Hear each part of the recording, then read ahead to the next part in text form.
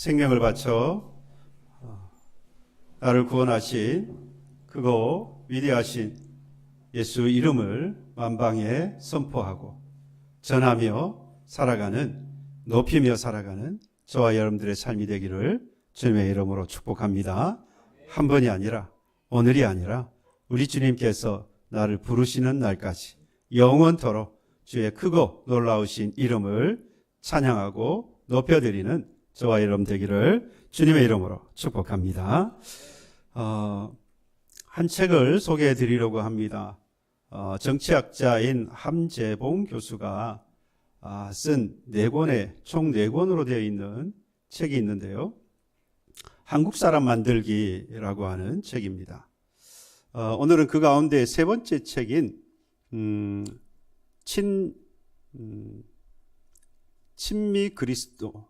친미 기독교파, 제목이 친미 기독교파라고 하는 세 번째 책의 내용을 좀 소개를 해드리려고 합니다. 이 함재봉 교수는 그 집안이 참 정치가 집안입니다. 그의 아버지는 함병춘 박사인데 1983년에 우리 아웅산 묘지 테러 사건이 있었죠. 그때의 순직한 사람이 바로 이 함재봉 교수의 아버지인데요. 당시에 비서실장이기도 했습니다. 그의 할아버지는 함태영 부통령이었습니다. 3.1운동 때 법률가이기도 했고, 그 다음에 목회자이기도 했습니다. 개신교 목사이기도 했어요. 3.1운동 당시에 33인이라고도 말하고 48인이라고도 말하는데 그 48인 중에 한 명으로 3.1운동을 했던 민족 대표이기도 했습니다. 그러니까 이 함재봉 교수의 집안이 정치가 집안이기도 하고 또 한편 목회자 집안이기도 하고 상당히 유명한 그런 가문의 자녀입니다. 그분이 쓴 책이 한국 사람 만들기. 제목이 좀 특이하죠. 그 세 번째 책이 바로 친미 기독교파. 그러니까 이제 5개의 한국을 구성하고 있는 사람들을 5개로 이렇게 분류해서 각 권마다 이렇게 했는데 아마 5권이 나올 것 같기는 해요. 제가 그래서 3권에 있는 친미 기독교파를 제가 간략하게 요약을 좀 해봤습니다. 내용은 이렇습니다. 우리나라처럼 이렇게 조그마한 이런 나라에 정말 이렇게 많은 종교가 존재하는 나라는 드물다. 가톨릭부터 해서 개신교, 불교, 유교, 천도교, 원불교, 이슬람교까지 대순진리회까지 한 집안에 어떤 경우는 불교와 기독교와 가톨릭이 다 있는 그런 집안이 있을 만큼 정말 다양한 종교가 이 나라에 있고 또 한 가정에도 존재하는 그런 나라는 우리나라밖에 없을 정도로 아주 희귀한 현상이다라고 이야기를 합니다. 필리핀 같은 경우 이제 필리핀에 400년 지배를 당했기 때문에 이 필리핀은 천주교 가톨릭이고 일본 같은 경우는 기독교가 16세기에 들어오긴 했습니다만은 현재 다 소멸하고 1%도 채 되지 않고 중국 같은 경우도 우리나라보다 먼저 기독교가 개신교가 들어오긴 했습니다만은 여전히 아예 기독교가 없지요. 공식적으로는 무슨 교회 뭐 이렇게 하지만 아예 기독교가 인정되어지지 않습니다. 반면에 우리나라는 모든 종교가 있고요. 심지어 그 사람 가운데에서는 70% 이상이 종교와 상관없이 제사를 또 지내고 있는 그런 특이한 나라입니다. 각 나라보다 단일 종교가 분명히 있어요. 동남아는 불교, 중동 같은 경우는 이슬람교, 인도 그러면 힌두교, 이스라엘은 유대교, 유럽 중에서 영국은 성공회, 그 다음에 프랑스, 이탈리아, 스페인은 가톨릭, 그리고 독일 같은 경우는 개신교하고 가톨릭이 절반 정도, 각각 반절 정도씩 됩니다. 유럽 가운데 이 북부 지역, 북유럽 가운데 루터교입니다. 그래서 칼빈이 개혁 이기 이전에 루테어에 의해서 개혁이 일어났죠. 뿐만 아니라 남미 지역은 전부 다 가톨릭입니다.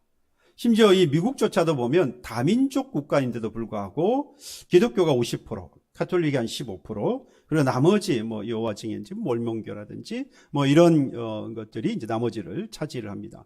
그러니까 미국은 사실 뭐 다민족 국가니까 그 정도의 뭐 종교들이 분리되어 있다라고 하겠지만 세계적으로 특별히 아시아에서 이렇게 여러 종교를 같이 가지고 있는 나라는 거의 우리나라가 유일하다. 그 가운데에서도 가장 영향력이 있는 종교는 기독교라고 보고 있습니다. 왜 기독교가 현대사에 있어서 가장 근대사 이후에 가장 영향력이 있는 나라인가라고 하는 것을 이 교수가 이야기하기는 이 조선시대의 멸망 이후에 그 과정 가운데에 여러분들 아마 학교에서 배웠을 거예요. 대원군과 그리고 민씨의 이 외척들이 이제 몰락을 하죠. 그리고 위정척사파라든지 친일 개화파라든지 이런 세력들이 멸망을 하고 이 사회에는 그러다 보니까 그 멸망한 그 자리에 이 사회를 지탱해야 될 어떤 조직이 필요했고 그리고 어떤 사상이나 이념들이 필요했던 거죠. 이때에 이 공백기를 메울 수 있었던 것이 바로 기독교이고 그 가운데에서도 개신교였다라는 겁니다. 왜 그럴 수 있었느냐? 이 당시에 조선이 멸망하고 난 이후에 가장 조직적으로 점조직처럼 조직을 형성하고 있었던 것이 교회였던 겁니다. 교회는 여러분들 투표를 통해서 장로, 안수집사, 지금 이제 권사 뭐 이런 조직들이 구성이 되죠. 심지어 매주 모여서 예배도 드립니다. 성경 공부도 하고요. 그러면서 이렇게 조직을 구성하고 있었다라는 겁니다. 이 점조직이 만들어지니까 만민공동회와 같은 그런 공동회가 형성이 되면서 이 나라가 망한 다음에 3.1운동을 이끌어내는 그런 원동력이 바로 이 교회에 있었다라는 이야기입니다. 일제에 항거할 수 있는 조직이라는 게 기독교밖에 또 없었던 겁니다. 문제는 그런데 여러분 3.1운동이 국권회복운동이잖아요. 그러면 그 3.1운동이 국권회복이었다라고 한다면 어디로 돌아가야 되죠? 어떤 국권을 회복해야 됩니까? 그렇죠. 조선시대의 국권을 회복해야 하는 겁니다. 그러니까 잃어버렸던 국권이라는 건 조선의 국권이었고 그래서 3.1운동이 국권회복운동이면 조선으로 돌아가야 되는데 조선시대로 우리나라는 돌아가지 않았어요. 우리나라는 조선시대로 돌아가지 않고 1945년에 국권이 회복된 이후에 분명히 황제가 살아있는데도 조선 왕조가 회복되어지지 않습니다. 조선이 아니니까 유교가 다시 들어오지 못했고요. 세워지지 못했고 40여 년의 시간이 지나면서 각 사람마다 여러 경험을 하게 되어집니다. 누구는 미국을 통해서 미국을 경험하면서 미국을 통한 국가가 형성돼야 된다. 그러니까 미국은 개신교가 중심이었잖아요. 그래서 미국 개신교가 들어와야 된다. 세워져야 된다. 또는 이제 공산권을 경험했던 사람들은 막수주의가 들어와서 막수주의 국가를 만들어야 된다. 또는 이제 일본식 그런 국가를 만들어야 된다. 그러니까 각기 자신들이 미국이든 러시아든 또는 중국이든 일본이든 각각에 처해 있었던 3.1운동 이후에 그들이 경험했던 여러 나라들의 그런 사상을 들여오려고 많이 애를 쓴 것이죠. 그러면서 정립되지 않고 이 사상들 간에 계속해서 충돌이 이루어 왔던 것입니다. 그러니까 사실 우리나라는 이 과거의 이 전통과 정치 체제와 이 사상이 다 거부되고 아무것도 없는 제로의 상태에서 우리나라가 사상과 이념을 세워가기 시작했던 겁니다.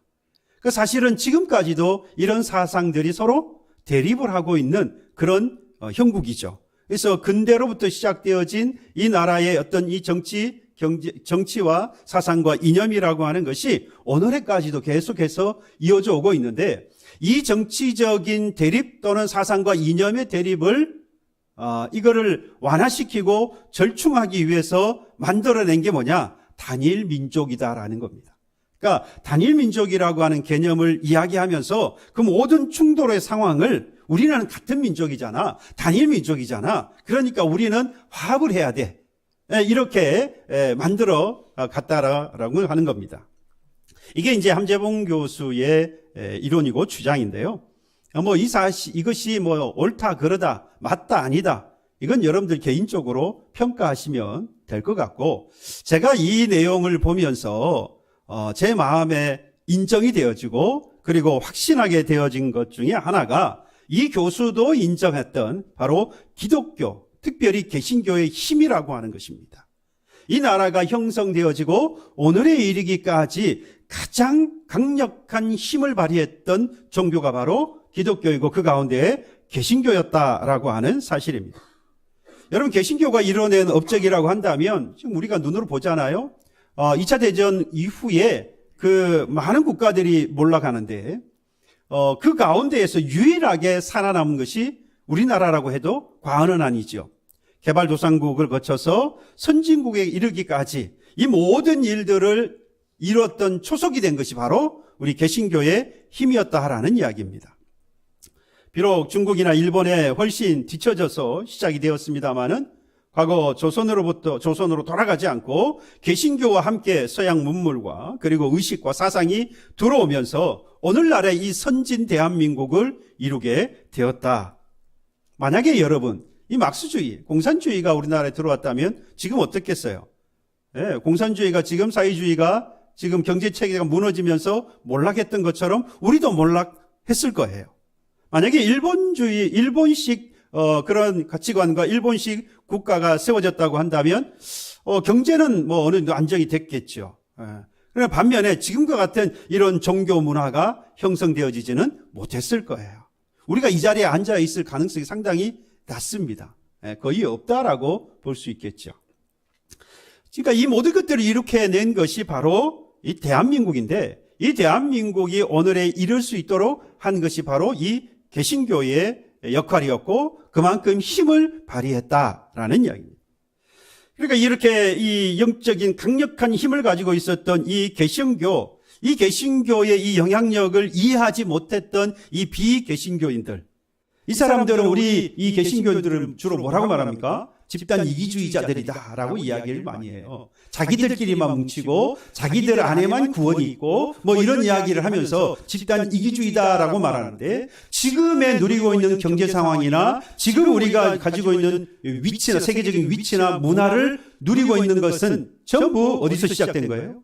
우리 개신교에서부터 시작되었다라는 겁니다. 이 사실을 안다면 사실 그렇게 우리를 집단 이기주의자다, 자기들끼리만 이렇게 한다라고 여러분 절대로 비판할 수 없다라는 겁니다. 여러분, 혼란 가운데에서 정치, 경제, 사회, 문화, 국방, 외교, 교육, 의료에 이르기까지 정말 지금 여러 이 모든 분야에서 우리가 혼란한 가운데에서 우리가 지나가고 있는데, 제가 이 과거의 역사, 우리 이 기독교 역사가 또는 특별히 이 개신교가 이 오늘의 역사를 이루어가는데 힘을 발휘할 수 있었던 것을 우리가 생각해 본다면, 지금 현재 우리가 많은 혼란을 겪고 있지만 이 혼란한 이 시대, 이 나라와 민족을 여러분 이 혼란 속에서 건져낼 수 있는 것은 바로 우리 개신교이고 그 개신교 안에 힘이 있다라고 하는 사실입니다. 이건 뭐가 증명해요? 역사가 증명한 거예요. 오늘의 이 혼란한 시국을 잠재울 수 있고 평화와 안정을 되찾을 수 있는 것은 바로 저와 여러분들에게 달려있다라는 이야기입니다. 저는 그래서 이미 이 하나님의 이 복을 받은 나라가 대한민국이다.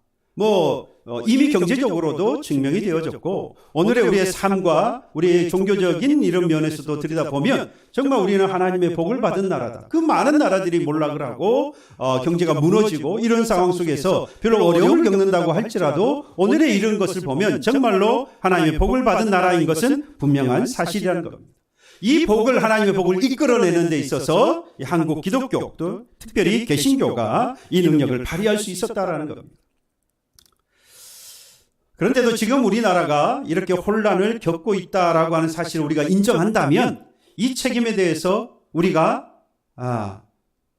이 책임을 벗어날 수가 없죠. 분명히 역사는 우리 기독교 개신교인들을 통하여서 이 평화와 안정 가운데에서 성장해 왔는데, 지금 우리가 혼란 속에 빠져서 침체되어 있다고 한다면 그 개신교인이 갖는 능력을, 그 힘을 발휘하지 못하고 있다라고 하는 반증이 된다는 것이죠. 우리 BTS반을 공부하면서 이단에 대해서 공부할 때 첫 시간에 제가 그런 말씀을 드린 적이 있습니다. 지금 이단들에 빠지는 이 정통교회의 교인들, 이 교인들이 이단에 빠지는 결정적인 이유는 그들이 가지고 있는, 이단들이 가지고 있는 교리가 너무 좋아서 빠지는 사람은 거의 없다는 겁니다. 그 사람들이, 그들은 신천지가 됐든 여호와 증인이 됐든 우리가 말하는 그 정한 이 이단들의 교리를 너무 잘 알고, 그래서 그 교리가 너무 마음에 들어서 그들이 선택한 것이 아니라, 이 정통교회 그리스도인이라고 하는 저희들이, 우리들이 그들이 아파하고 슬퍼하고 괴로워할 때, 혼란한 가운데 있을 때에 그들을 안아주지 못하고 그들을 따뜻하게 감싸주지 못하고, 오히려 누가 그 당시에 그런 상황에 있었던 그 상황을 안 이 이단들이 접근해서 그들을 품에 안아준 거예요. 네. 그러니까 그때의 옆에서 안아준 사람이 신천지면 신천지를 가는 거예요. 그때 곁에서 가까이서 보살펴주고 그들의 마음을 그들의 마음을 다스려줬던 사람들이 만약에 여호와 증인이면 여호와 증인이 되는 거예요. 그 사람들이 이 이단의 교리가 좋아서 간 게 아닌 거죠.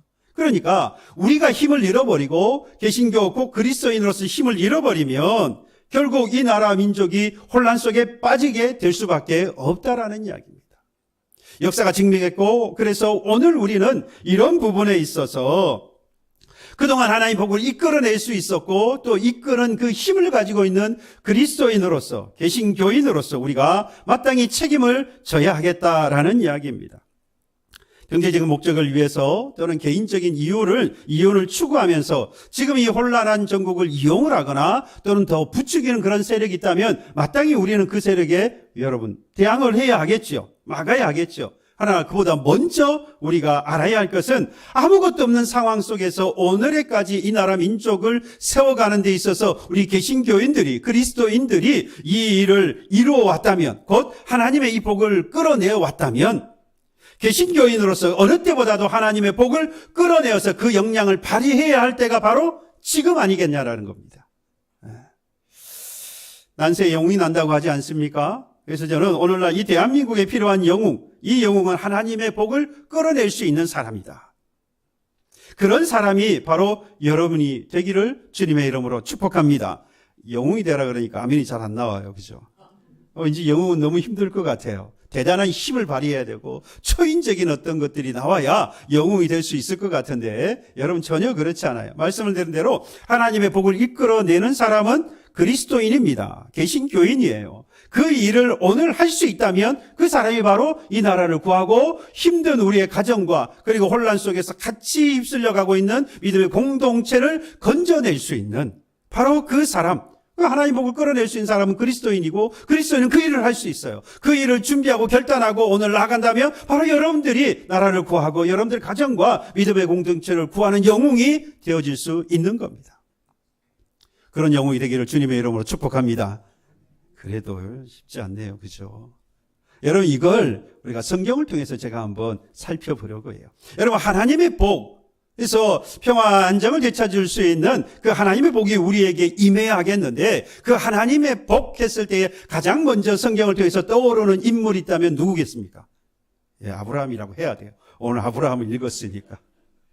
우리는 믿음의 조상 또는 하나님의 복을 받은 자라고 한다면 당연코 1번 곧 아브라함을 듭니다. 여러분, 이 아브라함을 생각해 보면, 이 아브라함이 창세기 12장에 보면 하나님께 가장 먼저 그의 이름을 하나님께서 부르십니다. 그러니까 노아 홍수 이후에 이 장남이었던 셈의 후손 가운데에서 바로 이 아브라함이 태어나게 되어지는데, 그의 아버지는 데라이죠. 창세기 12장에 이 노아 홍수 사건 이후에 하나님께서 처음 부른 이름이 있는데, 성경의 기록상 처음 부른 이름이 있는데 바로 그 사람이 아브라함이에요. 아브라함. 그 아브라함을 부르실 때 창세기 12장 1절에 이렇게 말씀합니다. 너는 너의 고향과 친척과 아버지의 집을 떠나 내가 네게 보여줄 땅으로 가라 라고 말합니다. 여기서 제가 한 가지 설명드릴 게 있어요. 그의 고향은 갈대아인의 우르입니다. 우르라고 하는 지역이에요. 이 우르는 당시 고대 근동 지방에서는 가장 최고로 발달한 나라였어요. 최고 수준의 도시가 바로 이 우르라고 하는 지역이었습니다. 그 우르라고 하는 지역에서도 이 데라, 아브라함의 아버지인 데라는 신상을 만드는 사람이었어요. 여러분, 당시에 그 도시에서 그러한 도시에서 신상을 만드는 사람이었다라고 하면 두 가지를 의미합니다. 첫 번째는 부자였다. 두 번째는 귀족이었다. 그러니까 큰 도시에서 우상을 만든다? 이 사람은 부자였다는 이야기예요. 두 번째, 귀족이라는 말은요, 신상은 아무나 손댈 수 있는 게 아니에요. 예, 우리가 생각할 때는 그런 일을 하는 사람이 지금은 막일을 하는 사람처럼, 예전까지만 해도 그렇잖아요. 그죠? 험한 일을 하는 사람처럼 생각하는데 절대로 그렇지 않았어요. 신상을 손을 대고 만들 수 있는 사람은 귀족 중에 귀족이었습니다. 그러니까 아브라함의 아버지 데라는 아주 부자였고, 그리고 귀족 중에 귀족이었으니까 아브라함도 그런 신분의 사람이었다는 거죠. 그런데 그런 신분에 있었던 이 아브라함에게 너의 고향과 친척과 아버지의 집을 떠나 내가 내게 보여줄 땅으로 가라라고 하는 말씀은요, 결국 부자였던 그 소유를 다 뭐하고? 버리고, 그리고 혈연으로 이어져 있잖아요. 그렇죠. 가족들이 같이 형성되어 있으니까 혈연 공동체에서도 떠나라는 이야기입니다. 친척과 아버지의 집을 떠나라. 그리고 그가 거했던 땅도 벗어나야 돼요. 지연 공동체입니다. 여러분, 학연, 지연, 혈연, 지연, 그 다음에 학연 이야기 하잖아요. 이 중에서 가장 끈끈한 게 뭡니까? 혈연이 가장 끈끈합니다. 이거는 학연, 지연, 혈연, 지연, 학연 끊어야 된다 말은 절대로 안 끊어집니다.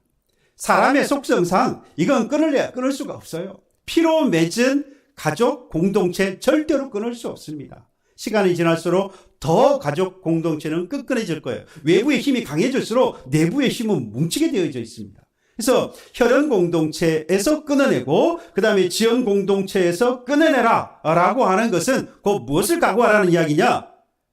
죽으라는 이야기예요. 죽음을 각오하라는 이야기입니다. 그러니까 아브라함에게 하나님께서 이러한 요구를 하셨을 때는 네가 죽음을 각오하고 나와야 한다. 그런데 이 아브라함이 그 사실을 몰랐을까? 어땠을까요?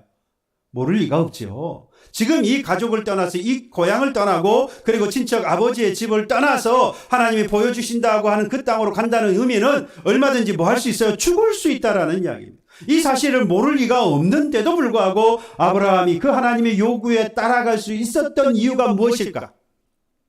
제가 여기서부터 고민을 해본 겁니다. 분명히 이 사실을 다 알면서도 불구하고 아브라함이 따라갈 수 있었던 이유를 찾아보니까 가장 먼저 이 창세기 12장 1절 하반절부터 2절에 보니까 그 집을 떠나라고 하신 다음에 하나님이 약속하신 세 가지 약속이 있어요. 1절에 보면 내가 내게 보여줄 땅으로 가라. 뭘 주시겠다는, 보여줄 땅으로 가라는 말은 뭘 주시겠다고 약속한 거면 땅을 주시겠다고 약속한 거예요. 그 다음에 너로 큰 민족을 이루게 하리라. 큰 민족을 이루겠다. 뭘 주시겠다는 겁니까? 백성을 주시겠다는 약속을 했다는 이야기예요. 내 이름을 창대하게 하리라. 내 이름을 창대하게 하리라는 말은 너를 이곳에 인도해서 땅을 주고 이렇게 만들어 가신 분이 세상의 사람들이 누구인 걸 알게 하는 겁니까? 하나님인 걸 알게 한다라는 이야기입니다. 그래서 주권이 하나님에게 있는 것을 약속하신다는 거예요. 하나님이 너희들을 다스린다. 그리고 나아가서 복의 통로가 바로 너다라고 하는 것을 약속해 주셨는데, 여러분 국가 3대 요소가 바로 여기에 들어있어요. 국가의 3대 요소가 바로 주권, 영토, 국민입니다. 그러니까 이걸 그대로 하나님께서 이 아브라함에게 약속을 해주시는 거예요. 그럼 뭘 이루게 하시겠다는 거예요? 국가를 만들어 주시겠다라는 약속을 하셨다는 겁니다. 물론 여러분, 이 국가라고 하는 것은 하나님이 통치하시는 그 하나님이 주신 땅에서 하나님의 백성이 되고 그리고 하나님이 통치하시는 신정국가를 물론 말씀합니다. 어쨌든 이 약속을 하나님께서 이루셨어요. 저는 이 아브라함이 이런 엄청난 하나님의 복을 이끌어낼 수 있었던 이 결정적인 사건, 이 국민을 이루게 했다는 거, 이거 어마어마한 복이잖아요. 근데 이 아브라함이 이런 복을 받게 될 수 있었던 것, 그러니까 하나님의 이 복을 끌어낼 수 있었던 결정적인 사건이 뭐냐? 저는 이 오늘 보면 창세기 22장이라고 보는 겁니다. 창세기 오늘 보면 22장에 보면 백세에 얻은 아들 이삭을 모리아에 있는 산으로 데리고 가서 번제물로 드리라라고 하는 사건입니다. 이 내용을 보면서 제가 이 하나님의 복을 끌어낼 수 있는 것이 무엇이었을까? 국가를 이루는 데 있어 엄청난 이 복을 받는데 아브라함이 바로 이 사건을 통해서 무엇을 그가 했기에, 또 어떻게 했기에 이거 하나님의 복을 이끌 수 있었을까? 제가 먼저 이런 질문을 해보았습니다. 하나님이 정말 아브라함에게 원하시는 것은 독자 아들 이삭을 드리는 희생이었을까? 여러분 어떻게 생각하십니까? 분명히 하나님께서 모리아에 있는 산으로 데려가서 아들을 번제물로 드리라라고, 이삭을 번제물로 드리라고 했는데, 그러면 하나님께서 정말로 아들 이삭을 희생의 제물로 받으려고 했었을까? 물론 아니라고 하시겠죠. 하나님은 인신제사를 받으시는 그런 분이 아니니까. 겉으로 보기에는 창세기 22장에 나오는 이 아브라함과 그리고 이삭의 이 이야기는요, 하나님이 아브라함의 믿음을 뭐 하시기 위해서 1절에 보니까 시험하시려고 라고 말했습니다. 그래서 귀한 아들을 제물로 요구하신 사건으로 보입니다. 그런데요, 여러분, 이 내용을 특별히 히브리 원어로 좀 살펴볼 필요가 있어요. 이 원어로 들어가면 반전이 숨겨져 있습니다. 1절에 보시면 하나님이 아브라함을 시험하시려고 했는데, 이 시험이라고 하는 단어가 히브리어로 니사라고 하는 단어입니다. 니사. 이 니사는요, 단순히 어떤 사람을 함정에 빠뜨리거나 또는 이런 어떤 곤란한 공경에 빠뜨리게 몰아넣기 위해서 하는 그런 행동이 아닙니다. 그 사람의 내면에 있는 그 사람에 있는 내면에 있는 진정한 것을 끌어내고, 그리고 성숙하게 만들어나는 과정을 뭐라고 했느냐? 니사라고 하는 겁니다. 니사. 그러니까 이 사람의 마음에 무엇이 들어있는지 그것을 드러내도록 하는 것. 그리고 성숙한 과정으로 만들어가는 것을 보고 시험 니사라고 표현을 했다라는. 그러니까 다시 말하면 하나님이 원했던 것은 아들 이삭을 원했던 것이 아니라 이 아브라함에게 뭘 원했다면 네 마음 중심에 들어있는 게 뭔지를 보여봐라라고 하는 것을 요구했다라는 이야기입니다. 네 마음속에 도대체 뭐가 들어있느냐? 그러니까 여러분, 자기의 마음속에 들어있는 것을 하나님 앞에 내보낼 수 있는 지금 이 아브라함의 뭐를 만난 겁니까? 기회를 만난 거예요. 그러니까 아들 이삭을 하나님 앞에 드리는 것은 자기의 지금 신앙, 제 마음속에 들어있는 것이 무엇인지를 하나님 앞에 드러내 보일 수 있는 기회가 되어진 거예요. 기회. 아브라함은 그 기회를 놓치지 않았어요. 7절에 보니까 불과 나무는 있는데 번제할 어린 양이 없다라고 아들 이삭이 이야기를 합니다. 질문을 해요. 그러니까 아브라함이 이렇게 대답합니다. 8절에 하나님이 자기를 위하여 친히 준비하시리라. 여러분, 바로 이 8절이 하나님이 자기를 위하여 친히 준비하시리라 라고 하는 것이 바로 이 아브라함의 마음속에 가지고 있었던 그의 신앙, 그의 중심에 무엇이 있는지를 보여준 거예요. 하나님이 자기를 위하여 준비하시리라 여호와 이레 14절에 나오는 거죠. 여호와 이레라는 말씀하고 같은 말씀인데, 이건요 단순하게 이 이삭이 했던 그 질문에 대해서 위기를 모면하려고 하는 그런 대답이 아니었어요. 아브라함이 하나님에 대한 깊은 무엇을 품고 있는지, 그 안에 있는 것이 무엇인지를 드러내고 있었는데, 그게 뭐냐? 바로 신뢰라고 하는 것이었습니다. 신뢰. 여러분, 우리는 이 아브라함과 이삭의 이야기를 하면서 가장 먼저 생각하는 것이 헌신이고 그 다음에 순종을 이야기합니다. 독자 아들이라도 아끼지 아니하고 드리는 희생.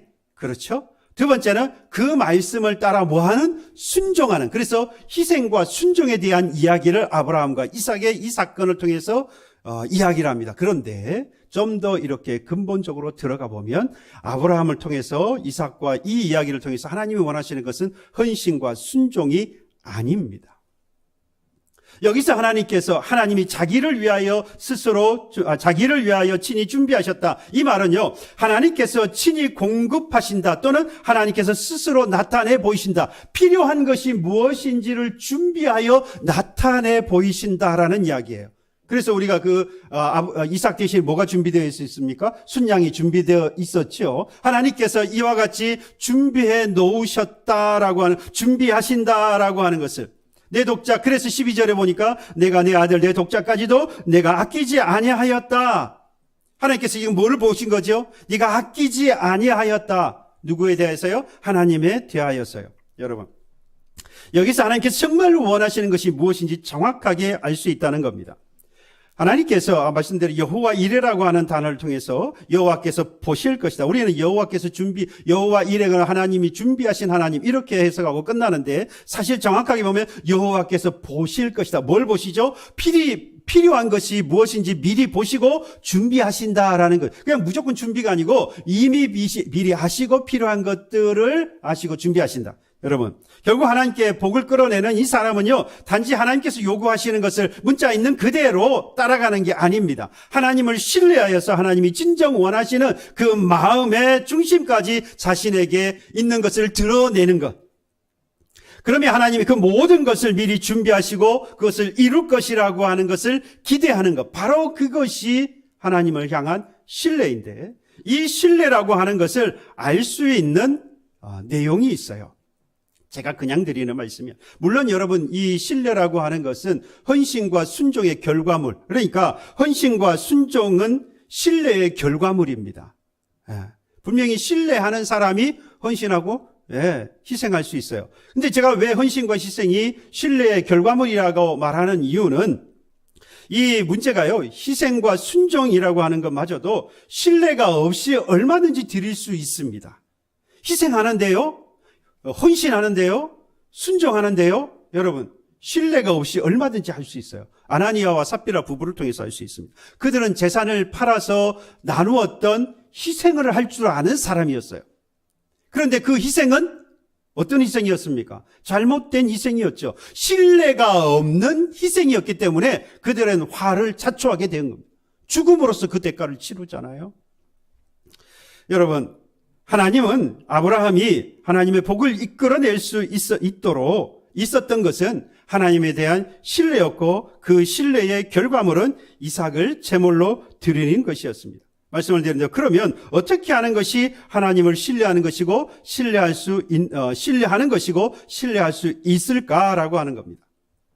바로 이삭의 태도를 통해서 알 수 있어요. 이삭의 태도.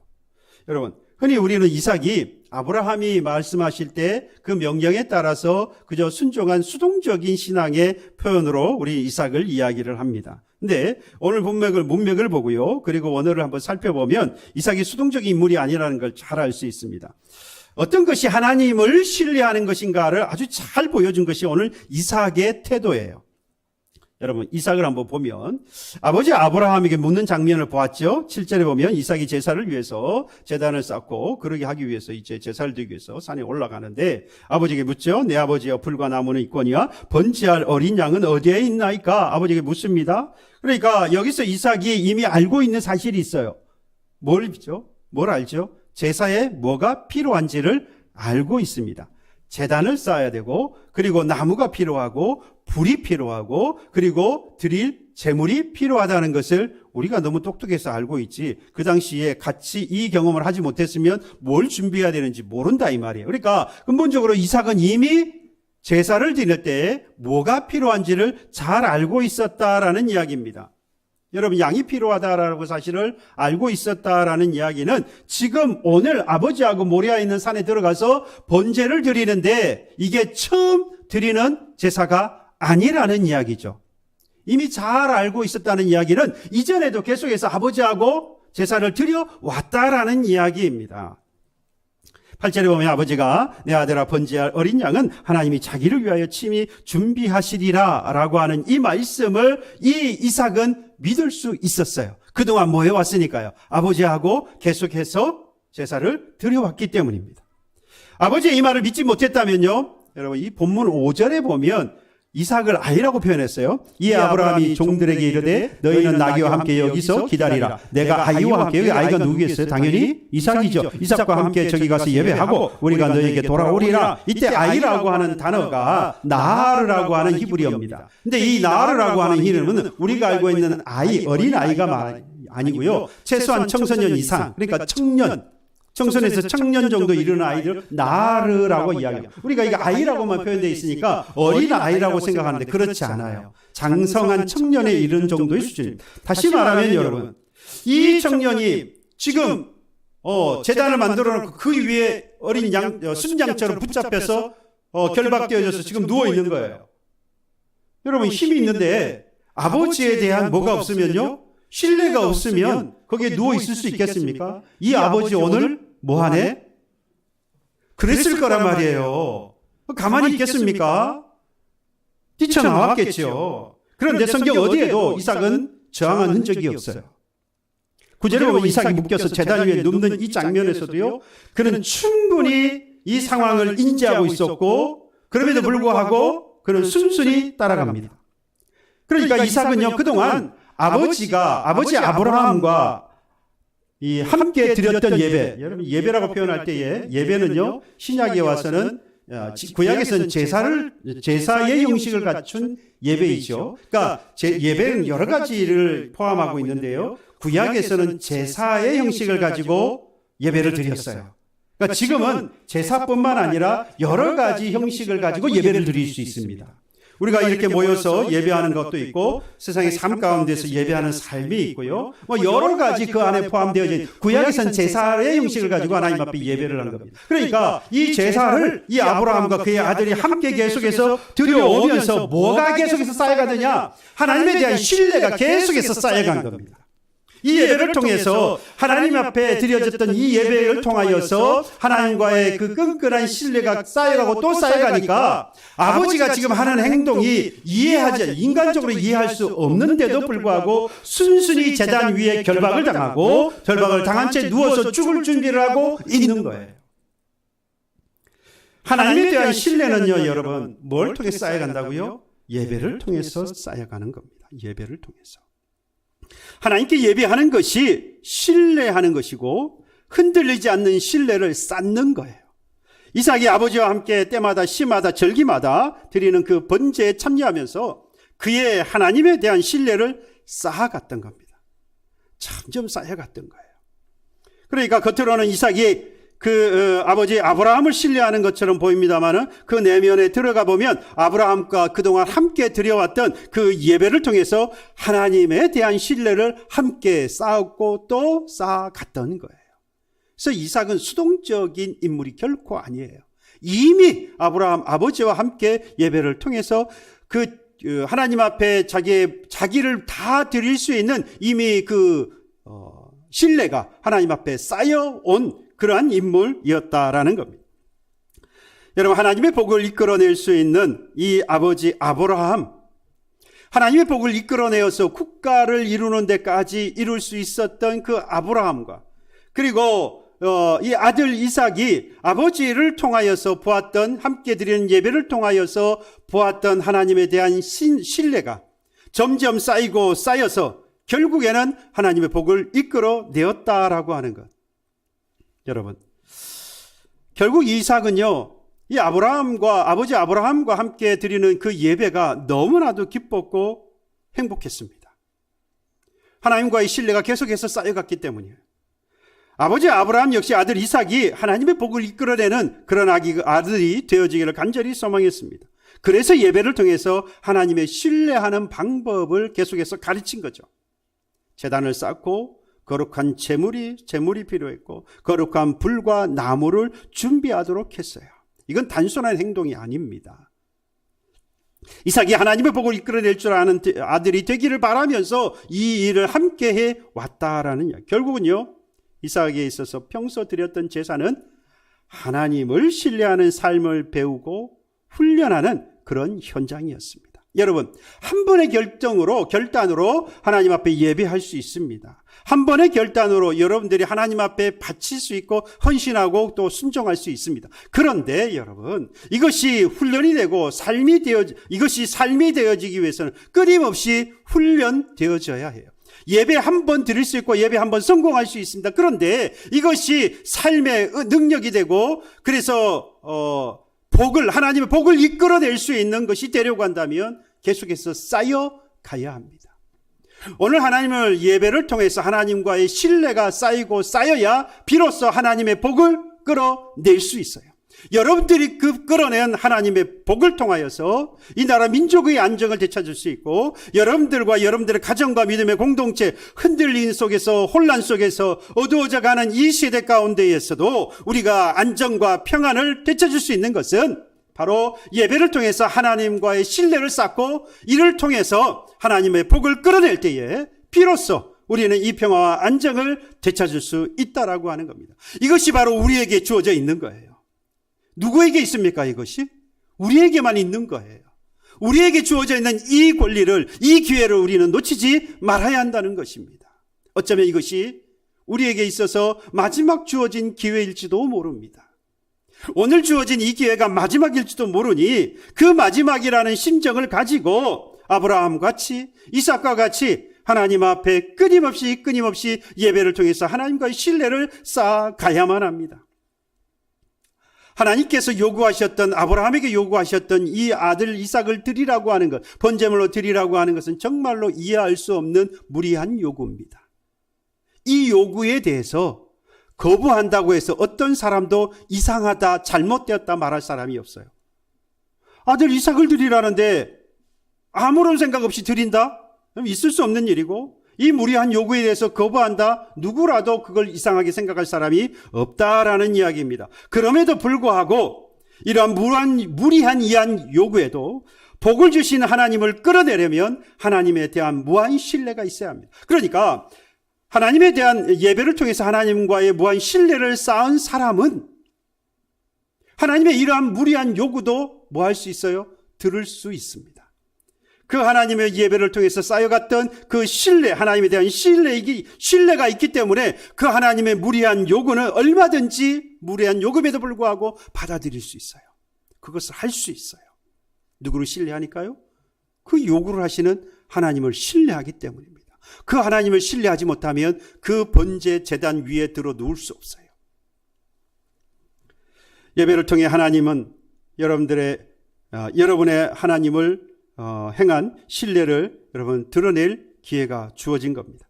하나님을 신뢰함으로 복을 받고 복을 전하는 여러분과 여러분들 가정과 믿음의 공동체가 되기를 간절히 저는 소망하고 기도합니다.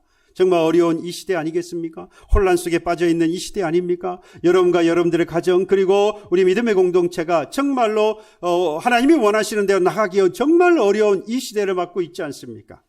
이때에 우리가 이 어둡고 혼란과 불안 가운데 흔들리고 있는 이 시대에 평안을 되찾고 안정을 되찾을 수 있는 것은 우리에게 주어진 힘이 있는데 바로 그것은 하나님에 대한 신뢰를 쌓아야 합니다. 이 하나님에 대한 신뢰를 쌓기 위해서 예배를 통해서 우리는 하나님에 대한 신뢰를 쌓을 수 있어요.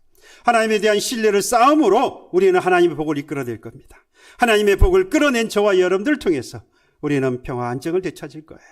이 나라와 평화 안정을 되찾을 수 있고 저와 여러분들의 가정의 혼란 가운데에서 평안을 되찾을 수 있을 것이고 이 믿음의 공동체가 안정 가운데에서 하나님이 원하시는 일들을 해 나아갈 수 있을 것입니다. 어쩌면 이것이 우리에게 주어진 마지막 기회일지도 모릅니다. 아브라함이 그 마지막 기회를 놓치지 않아서 하나님의 복을 이끌어서 하나님이 주신 복을 이루었던 것처럼 저와 여러분도 하나님 주신 이 기회를 놓치지 마시고 이 혼란과 이 어두움의 이 시간이 오히려 우리에게 주신 하나님의 복을 이끌어낼 수 있는 기회가 되었다는 사실을 잊지 마시고 이 능력을, 이 힘을 예배를 통해서 하나님의 신실하심을 쌓아가서 이를 통하여 평화 안정을 이루며 또 전하며 나누는 쓰임받는 그런 저와 여러분들이 되시기를, 여러분들의 가정과 우리 믿음의 공동체가 되기를 주님의 이름으로 축복합니다. 함께 찬양하겠습니다. 세상 흔들리고 사람들은